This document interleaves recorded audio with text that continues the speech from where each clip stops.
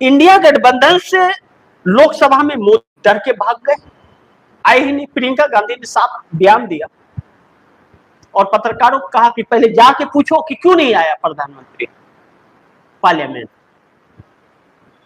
इतने छात्र लाखों की संख्या में दिल्ली में हैं, बर्बरता उनके साथ हो रही है, बच्चियों को पीटा जा रहा है, केस लादे जा रहे हैं, और प्रधानमंत्री कहां है? जिस दिन पूछने की हिम्मत दिखा लेना उस दिन आना, तुम्हारे सवालों का जवाब हम देंगे। किसने कहा? प्रियंका गांधी ने, जिसे घसीट कर पुलिस ले गई थी प्रधानमंत्री आवास के सामने धरना प्रदर्शन से। तो इंडिया गठबंधन पूरी तरह से हमलावर। मल्लिकार्जुन खड़गे कह रहे हैं कि भैया पहले इस्तीफा दे दो, बाद में चर्चा करो।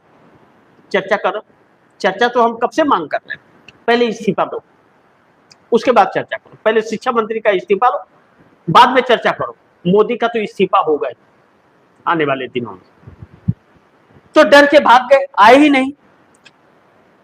अब धर्मेंद्र प्रधान की इस्तीफे की बात बच्चे भी नहीं कर रहे, बोले ना अब तो सरकार का इस्तीफा चाहिए। अब ऐसे में इंडिया गठबंधन लोकसभा में मुंहतोड़ जवाब दे रहा है सरकार को, और शिक्षा मंत्री की इस्तीफे के बाद ही चर्चा होगी। तो क्या सदन नहीं चलेगा?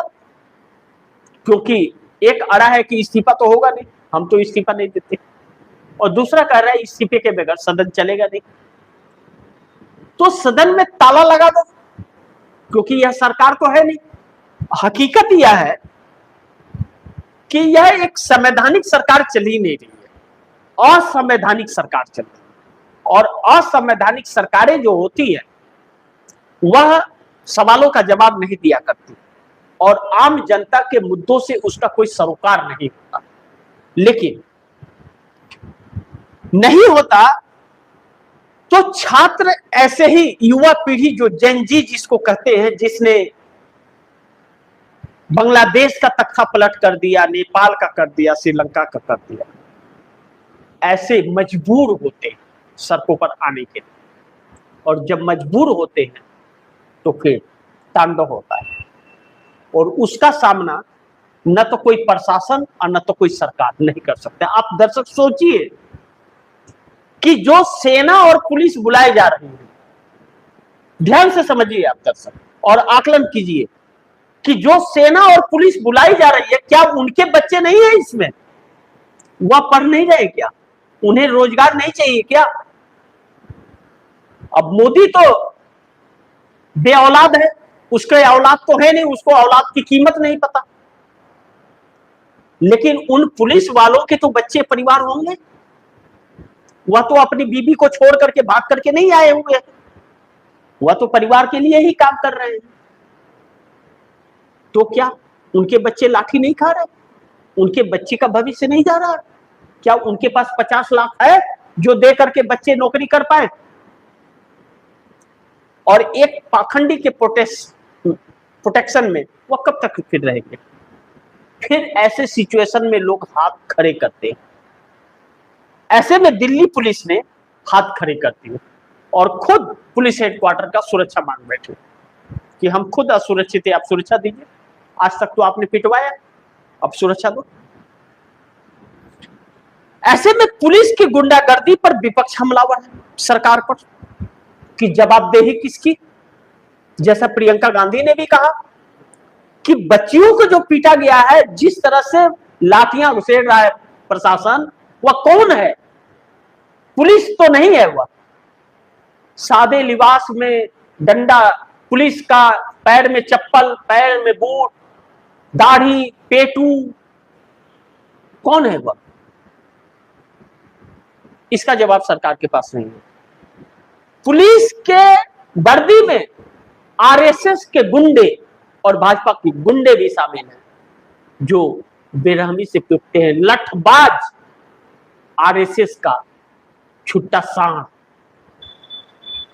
आरएसएस पूरा इंटरफेयर इसमें करता है। इस तरह का आरोप लगाया जा रहा है इस आंदोलन, क्योंकि ऐसे लोगों की शिनाख्यात हो रही है और सरकार तालियां बजा रही है। और तालियां कौन बजाता है? आप दर्शक जानते हैं ना, रोड में घूम घूम करके तालियां कौन बजाता है? उसी की भूमिका निभा रही है। ऐसे में दिल्ली के हालात बिगड़ते जा रहे हैं। एक देश का दिल कहे जाने वाले दिल्ली को एक कुरुक्षेत्र में बदल दिया है इस सरकार ने। और जंतर मंतर दिल्ली ही नहीं, इस देश के हर शहर, हर गांव, हर कस्बे में जंतर मंतर जन्म ले लिया है। हर जगह छात्र सड़कों पर हैं और हर वर्ग छात्रों के साथ। मोदी ने अपने चरित्र का पर्दाफाश करा दिया। कहते हैं कि ऊपर वाले के घर में देर होती है, अंधेर नहीं, और उसकी लाठी में आवाज बिल्कुल नहीं होती, हिसाब बराबर होता है। आज कहते थे कि जो राम को लाए हैं हम उसको लाएंगे, राम को लेकर के आए थे। राम मंदिर से इनकी राजनीति शुरू हुई, राम मंदिर से यह सत्ता में आए और राम जी ने ही इनके सत्ता का हिसाब कर दिया, देश को सड़कों पर लाकर। अब 2024 वाली परिस्थिति तो छोड़ दीजिए, यह लोग चेहरा दिखाने लायक नहीं रहेंगे किसी गांव में वोट मांगने के लिए। यह इनकी असलियत, असली चरित्र देश के सामने आया। तो ऐसे में अब देश कह रहा है, छात्र कह रहे हैं, वकील कह रहे हैं, विपक्ष कह रहा है, इंडिया गठबंधन कह रहा है कि अब धर्मेंद्र प्रधान का नहीं, पीएम का इस्तीफा चाहिए। और प्रधानमंत्री मोदी इंडिया गठबंधन जो विपक्ष में है उसके डर से सदन में आना छोड़ दिया, ढूक के बैठे होंगे कहीं।